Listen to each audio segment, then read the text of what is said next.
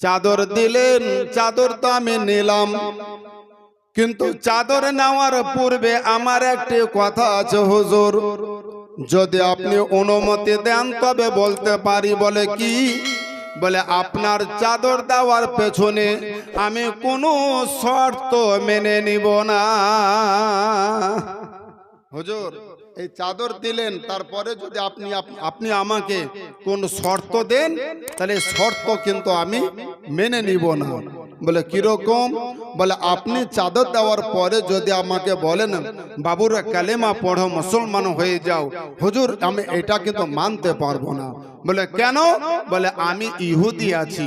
হ্যাঁ ব্রাদার, আমার বাপ ছিল ইহুদি, আমার খানদান ইহুদি, আমার বংশ ইহুদি, হ্যাঁ আমি ওই ধর্মের অনুসারী। আপনি চাদর আমাকে দিলেন, আমি নিতে রাজি আছি, নেওয়ার জন্যই তো এসেছি, আশা নিয়ে আকাঙ্ক্ষা নিয়ে আপনার কাছে এসেছি, কিন্তু হুজুর আপনার কোন শর্ত আমি মানব না। নবী বলতে আছেন বাবুরে শর্ত আমি তোমাকে দেব না, তোমার তো চাদরের দরকার। বলে জি হুজুর চাদরের দরকার। বলে চাদর কি পেয়েছো?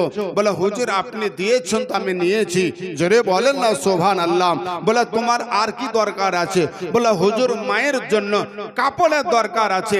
নবী বলতে আছেন ও বাচ্চা শোনো শোনো, আমি নবী তোমাকে চাদর যখন দিয়েছি, আমি নবী তোমাকে তোমার মায়ের জন্য আমি কাপড়ও দেব, একটু অপেক্ষা করো। মোহাব্বতে বলেন না একবার জোরে সুবহানাল্লাহ।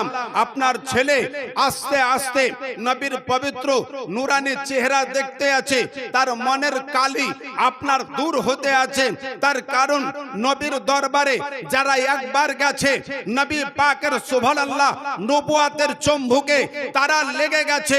ব্রাদার সুবহানাল্লাহ, কেউ কাফের ছিল, কাফের হওয়ার পরে নবীর দুশমন ছিল, নবীর সাথে দুশমনি করার পরে আপনার নবীর দরবারে যাওয়ার ফলে নবী পাকের পবিত্র নুরানি ইরফানি হাক্কানি নবী পাকের পবিত্র সুবহানাল্লাহ নূরের নবুয়াতের চেহারা আপনার চোখ দিয়ে দেখার ফলে আজকে তারা কাফের থেকে সুবহানাল্লাহ মুসলমান হয়েছে।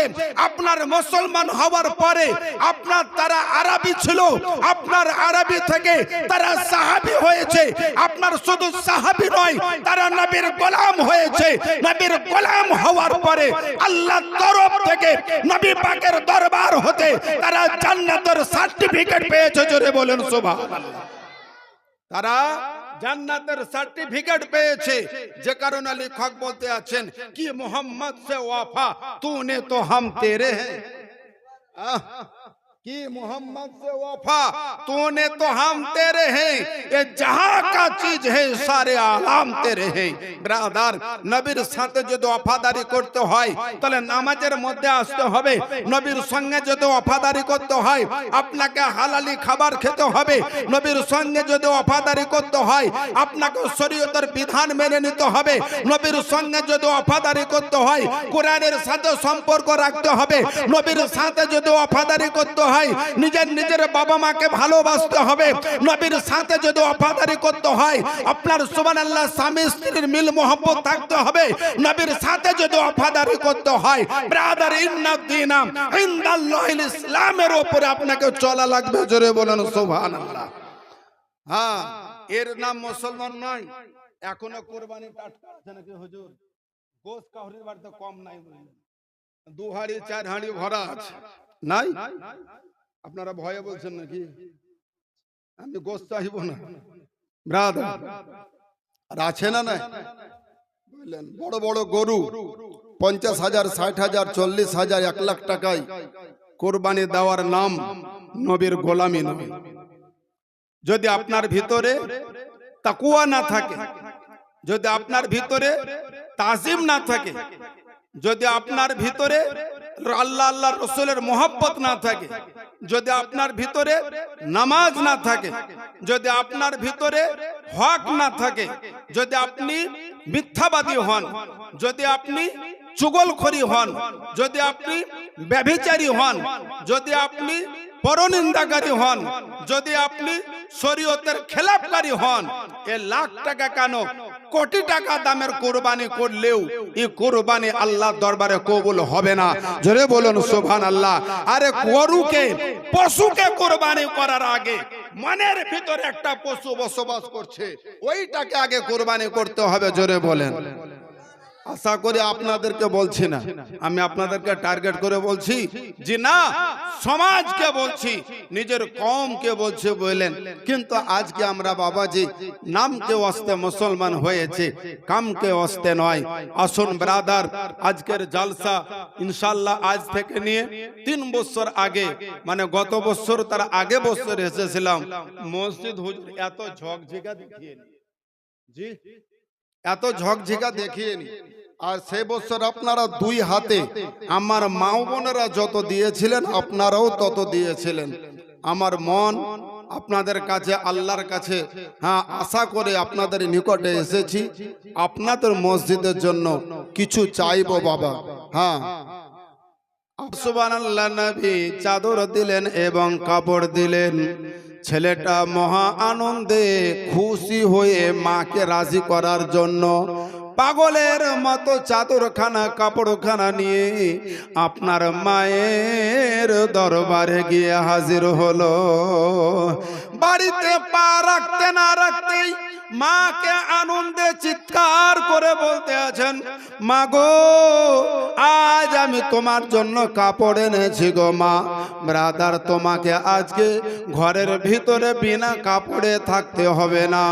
মা জননী চোখের পানি ছেড়ে দিয়ে বলতে আছেন, বাবারে, আজকে যদি তোর বাবা বেঁচে থাকতো, আমার মতন একজন মহিলা, আমার মতন একজন তোর মায়ের এই দুরবস্থা হতো না।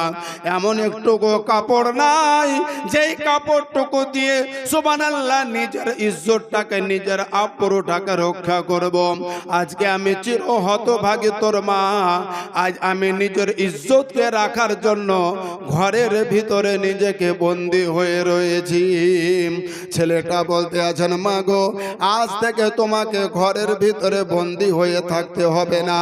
তোমার জন্য সুন্দর একখানা চাদর এনেছি, আর একখানা অতি সুন্দর কাপড় এনেছি। ছেলেটা সুবহানাল্লাহ মায়ের ইজ্জতকে ফলো করে, মায়ের ইজ্জতকে গোপন রাখার জন্য মায়ের সুবহানাল্লাহ দরওয়াজার আপনার সাইড দিয়ে মাকে কাপড়খানা দিয়ে দিলেন। মা জননী কাপড়খানা পরিধান করলেন, চাদরখানা মাথায় নিলেন।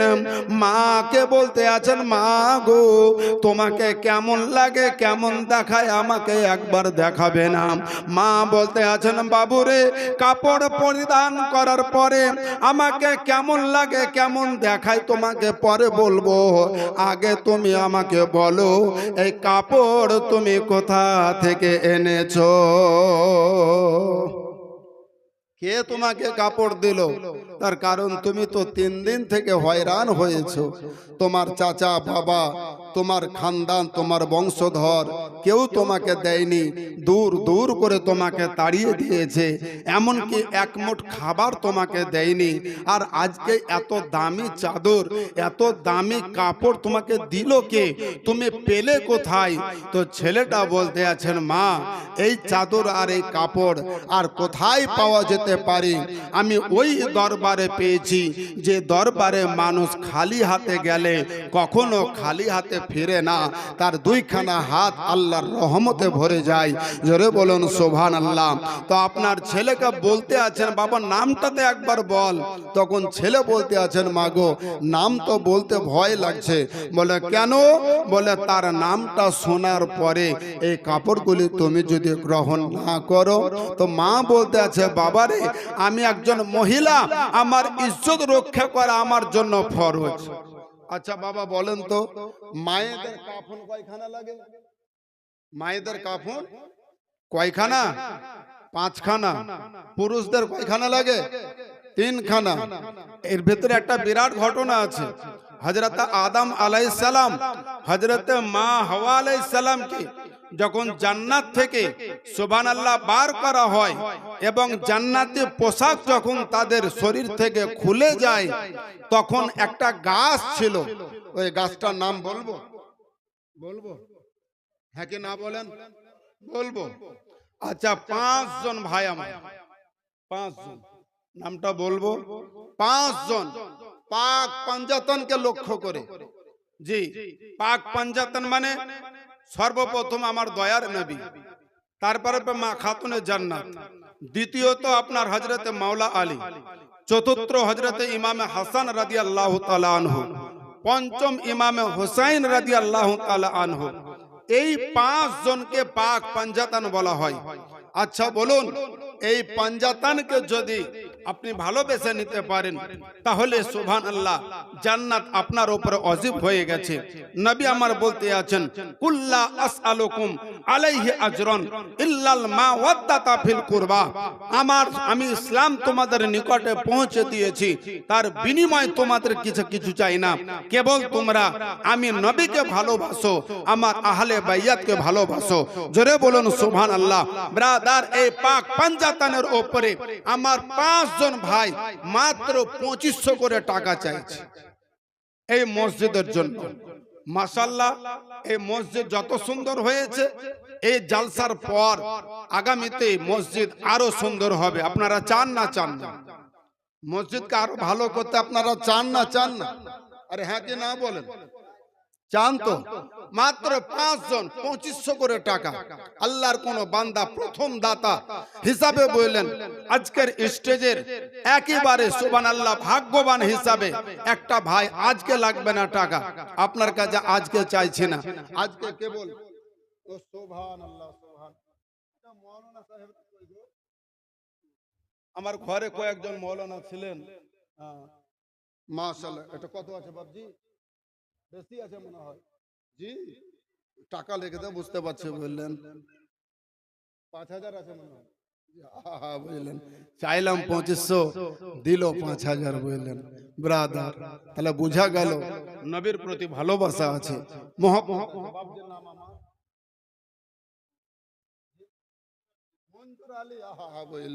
মঞ্জুর আলী বাবজি আমার, এই দেখেন বুঝলেন 5000 টাকা দিয়েছে। আহা, এই বয়সে বললেন উনি যে আশায় যে নিয়তে যে মাকসাদে এই 5000 টাকা দুনিয়ার কোন বিল্ডিং এ উনি লাগাননি, লাগাচ্ছেন মান বানাল্লাহু মসজিদা বানাল্লাহু লাহু বাইতা ফিল জান্নাহ।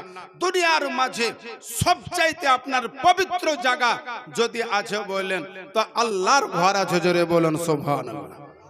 আল্লাহর ঘর, যেখানে মানুষ ইবাদত করে, যেখানে এলে মানুষ শান্তি পায়, যেখানে এলে মানুষের অশান্তি দূর হয়, যেখানে এলে মানুষ খোদাকে অতি নিকটে পায়, যেখানে এলে পরকালকে স্মরণ হয়, যেখানে এলে কবরের কথা স্মরণ হয়, যেখানে এলে নিজের জীবনের গুনার কথা স্মরণে হয়, যেখানে এলে গুনাহকে স্মরণ করে চোখের পানি ফেলে আল্লাহর কাছে ক্ষমা চাওয়া যায়, এর নাম হলো মসজিদ।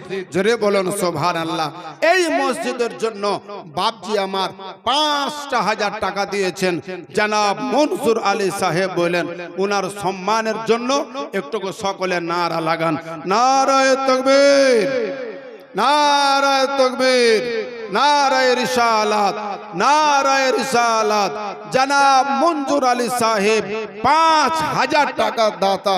আল্লাহ তিনার হায়াতকে দারাজ করেন, আল্লাহ পাক তিনার ইমানে যেন আল্লাহ পাক হেফাজত করেন, দুনিয়া থেকে এবং আখেরাতে যেন আল্লাহ পাক তিনাকে শান্তি দান করেন। সকলে বলুন আমিন। আচ্ছা, আমি 2500 করে চেয়েছি, একটু হাতটা উঠাবেন ঝটঝট করে, সময় আপনাদের জন্য বেকার না যায়, সময় যেন নষ্ট না হয়। দেনওয়ালা আপনারা আছেন, আল্লাহর বান্দা, মাত্র 2500 টাকা চেয়েছি। যদি একটু আল্লাহর কোনো বান্দা হবে না, নিশ্চয় হবেন বললেন। একবার দরুদ শরীফ পড়েন, ইনশাআল্লাহ হয়ে যাবেন। আল্লাহুম্মা সাল্লি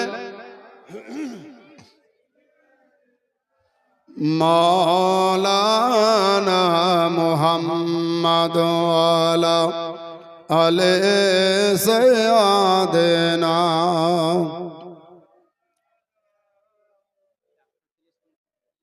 সাল্লাল্লাহু তাআলা আলাইহি ওয়াসাল্লাম।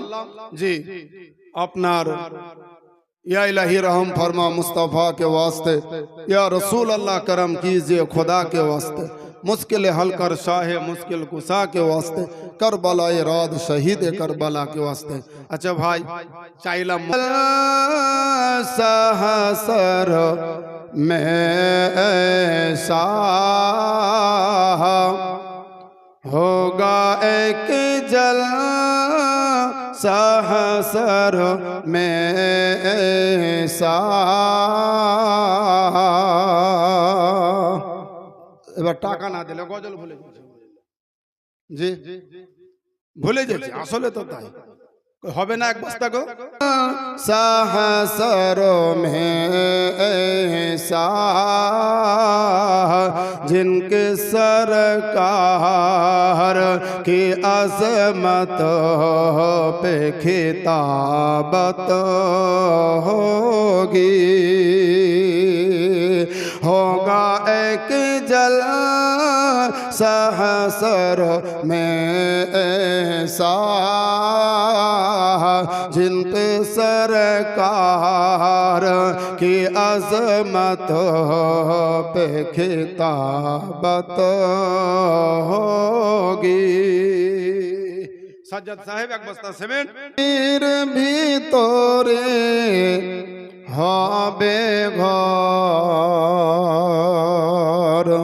রে মন আমার কেন বন্ধু ডালন ঘর একদিন মাটির ভিতরে হবে ঘর রে মন আমার কেন বন্ধু ডালন ঘর ভিতরে হবে ঘর রে মন আমার কেন বন্ধু ডালন ঘর প্রাণ পাখি চলে যাবে পিঞ্জর ছেড়ে ধরা ধামে সবই রবে তুমি যাবে চলে বন্ধু বান্ধব যত মাতা পিতা তারা সুত বন্ধু বান্ধব যত মাতা পিতা তারা সুত সকলে হবে তোমার পর রে মন আমার কেন বন্ধু ডালন ঘর একদিন মাটির ভিতরে হবে ঘর রে মন আমার কেন বন্ধু ডালন ঘর আজ বেঁচে আছেন তাই জীবনের মূল্য আছে সুবহানাল্লাহ তিনখানা কাফনের ভিতরে ঢুকে গেলে আপনার জীবন ওখানে শেষ হয়ে যাবে এখন তিনাদের জান্নাত থেকে দুনিয়াতে পাঠাবার সময় হলো কোন নবী জীবনে ভুল করেনি এটা মনে রাখবেন কোন নবী জীবনে কখনো ভুল করেনি কোন নবী জীবনে গুনাহ করেনি কোন নবী আল্লাহ পাকের শানের খেলাফ করেনি কোন নবী শরীয়তের বিরোধী কোনো কাজ করেনি সমস্ত নবী মাসুম সমস্ত নবী বেগুনাহ কিন্তু যেগুলি ঘটেছে ওইগুলি আমাদের মানবতার জীবনের একটা বিশেষ শিক্ষামূলক ব্যবস্থা জোরে বলেন সুবহানাল্লাহ ব্রাদার এখানে এটাই বোঝানো হয়েছে আমি যেটা করলাম অনুরূপ তোমরা যদি এই রকম করো তাহলে কিন্তু তোমরা পথভ্রষ্ট হবে তোমরা বিপদগ্রস্ত হবে ব্রাদার আদম পয়গম্বর উনি আল্লাহর তরফে কোনো ভুলও করেননি কোনো গুনাহও করেননি কিন্তু মায়েদের তরফ থেকে কোনো সময়তে কিছু ভুল কিছু গুনাহ হয়ে যায় ব্রাদার সে গন্ধম ফলের রসকে মিশ্রিত ভাবে শরবতের সাথে খাওয়ানো হয়েছিল কিন্তু কথাটা জৈব কথা এই কথাটা জয়ীব কথা ব্রাদার। আল্লাহ পাকের ইরাদা ছিল যে আমি আদমকে দিয়ে, সুবহানাল্লাহ, আদম জাতকে দিয়ে আমি দুনিয়াকে আবাদ করাবো। জোরে বলেন না। কিন্তু শয়তানের চক্রান্ত ছিল, এটা অস্বীকার করার কোনো জায়গা নাই। আসুন, আমি যেটা বলতেছিলাম, আল্লাহর তরফ থেকে ওনার দেহ থেকে যখন পোশাক যখন খুলে গেল ব্রাদার, আর ওটাই ছিল মুসলিম জাহানের একটা বিধান। আপনার হযরত আদম পয়গম্বর ওনার পোশাক যখন খুলে গেল, তা আঞ্জির বলে একটা গাছ ছিল জান্নাতের ভিতরে। কি গাছ? আঞ্জির। আঞ্জির নামক একটা গাছ ছিল। ওই গাছের পাতাগুলি বড় বড় ছিল, বড় সাইজের পাতা। ওই পাতা আদম নবী তিনি তিনটা নিয়েছিলেন। তিনটা পাতা নিয়ে তিনি নিজের ইজ্জতকে রক্ষা করেছিলেন। শুধু আমি জানি তা নয়, সমস্ত ওলামে আহলে সুন্নাত ওয়াল জামাতের আলিমের এটাই মত। জোরে বলুন সুবহানাল্লাহ। আদম পয়গম্বর উনি তিনটা নিয়েছিলেন পাতা, নিজের আব্রুকে নিজের ইজ্জতকে রক্ষা করেছিলেন। উনি হলেন আমাদের সারা বিশ্বের সমস্ত মানব জাতির তিনি পিতা। তাই তিনার নাম কি? নাম তিনার আদি নাম কি? তিনার আসল নাম কি? আদম তো তিনার নাম অবশ্যই। আমাদের পিতা, মানব জাতির পিতা। নবী তিনখানা পাতা নিয়েছিলেন। তাই প্রতিটি মানব জাতির, মুসলমানের জন্য, ইমানদারের জন্য, নবীর গোলামের জন্য কাফনের বিধান হয়ে গেল তিনখানা। নাকি হযরত? জি। পুরুষের জন্য তিনখানা কাফন। এই তিনখানা কাফন কি কি আপনাদের জানা আছে? কার জানা আছে একটু হাত উঠান তো। জি হুজুর আমি জানি, আলেম ওলামা বাদ দিয়ে। হ্যাঁ, সাধারণ মানুষ জানা আছে। সাধারণ মানুষ মানুষকে গোসল দেয় না? দেয় না? দেয় না? হ্যাঁ কি না বলেন না গো? দেয় না গো বাবজি? দেয় না? সাধারণ মানুষ মুর্দাকে গোসল দেয় না? সাধারণ মায়েরা মায়েদেরকে গোসল দেয় না? জি। সবাই কি কোরআনের হাফিজা আছে? তা তো নয়। আর সবাই তো আলিম নয়। তাহলে সাধারণ মানুষ মুর্দাকে গোসল দেয়। গোসল দেওয়ার পরে যে কাফন তিনখানা পড়ায়, এই তিনখানা কাফনের নাম কি? নাকি হুজুর বলতে হবে? জি বলতে হবে। এই তিনখানা কাফনের নাম বলবো। মাত্র 3 পেটি টাইলস নেব 3 জনের কাছে। খুব মন দিয়ে শুনেন। একটা হলো ইজার। ইজার মানে? জি। একটা হলো ইজার, আর একটা হলো লিফাফা, আর একটা কুর্তা, পিরহান।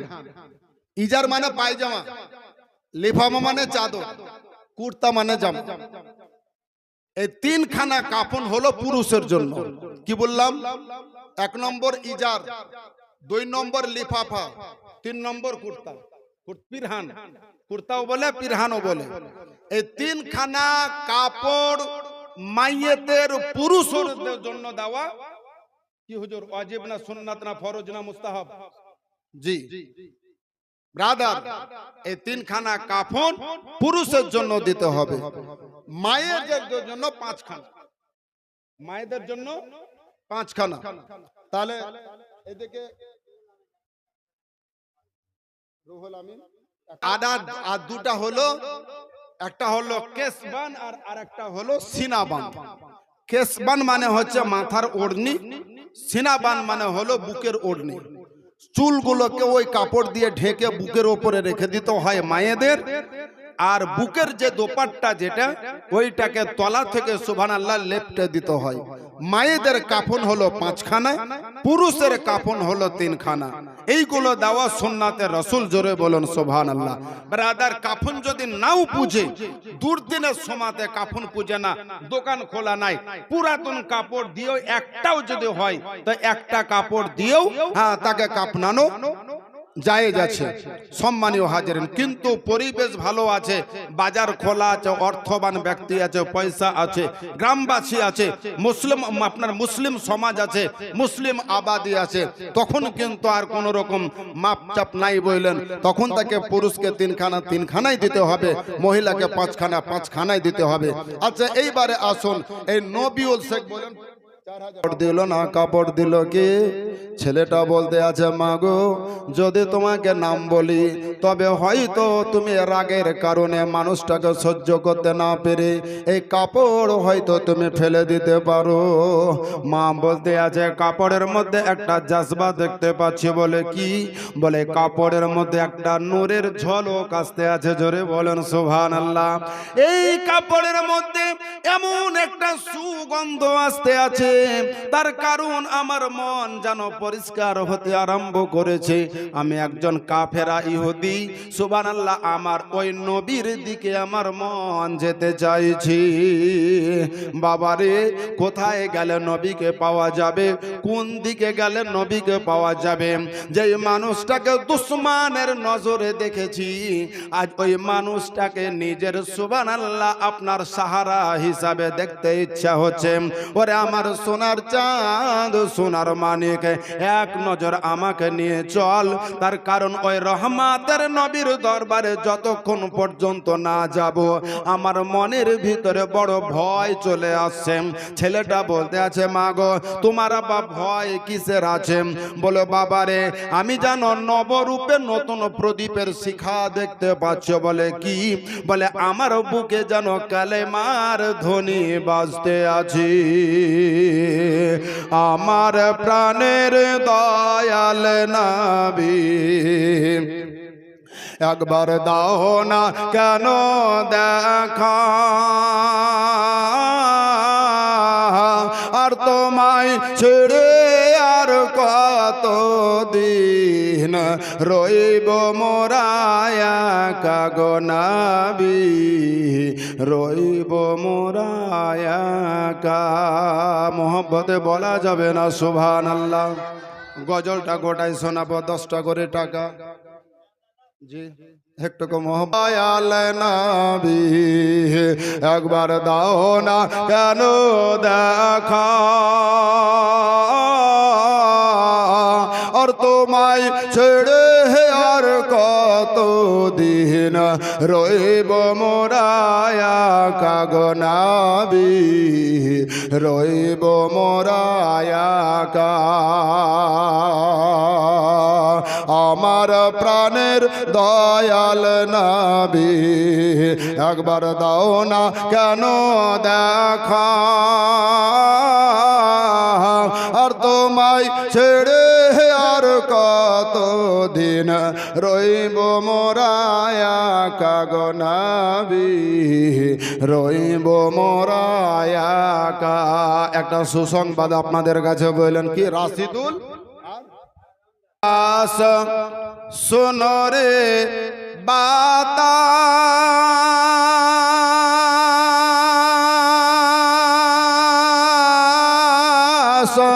হারালাম মোর নবী। শোনো রে আকাশ, শোনো রে বাতাস, হারালাম মোর নবী। আর মরুর বুকে মিটিয়ে কি যায় তোমার নূরের ছবি গো নবী, তোমার নূরের ছবি। আমার প্রাণের দয়াল নবী একবার দাও না কেন দেখা,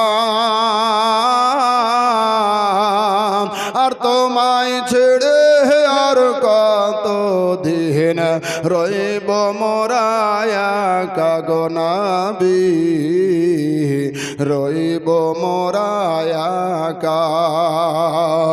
বাঁচতে যদি না পারা যায়, বাঁচতে যদি না পারা যায়, ওই বেলালি ভালোবাসা আর মরুর বুকে মিটিয়ে কি যায় নবী দেখার আশা গো নবী, নবী দেখার আশা। শোনো রে আকাশ, শোনো রে বাতাস,